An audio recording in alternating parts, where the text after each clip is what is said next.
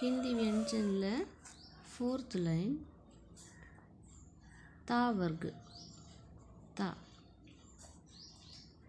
थ second letter थ அப்புறம் த இது தா இது த அடுத்தது த ஒரு ஹா சேர்த்திக்கணும் த ந இங்கே ந இந்த ந தான் வந்து வேர்ட்ஸ் எழுதும்போது ஆரம்பத்தில் வர்றது வார்த்தைகளுடைய முதல் எழுத்தாக வரக்கூடியது இந்த ந தான். அடுத்த லைன் பா வர்க்கு பா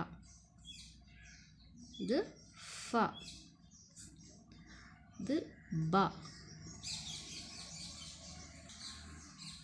அடுத்தடுத்து பா ஆ எழுதுவோம்ல தமிழில் அந்த மாதிரி பா மா. அடுத்த லைன் யா ரா லா பா.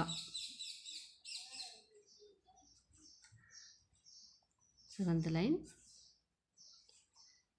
ஷா ஷா லைன் இது ஷா வர்க்கு ஷா ஷா சா ஹ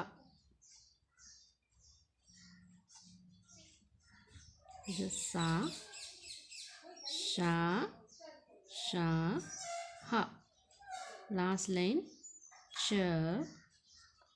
ஷ லக்ஷ்மி சொல்லுவோம் இல்லையா ஷ லக்ஷ்மன் சொல்லுவோம் லக்ஷ்மி ஷ இது த்ர இத்து ர ரெண்டும் சேர்ந்து த்ர ஸ்ர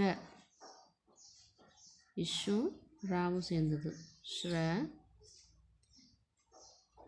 ஞ இந்த ஞ.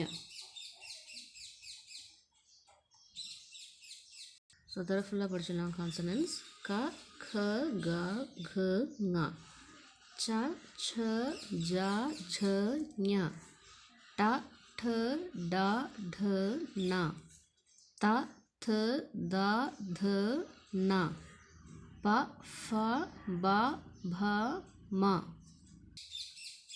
ய ர ல வ ஷ ஷ ச ஹ ஷ த்ர ஸ்ர ஞ. இது தமிழை வச்சு ரொம்ப ஈஸியாக படிக்கலாம்.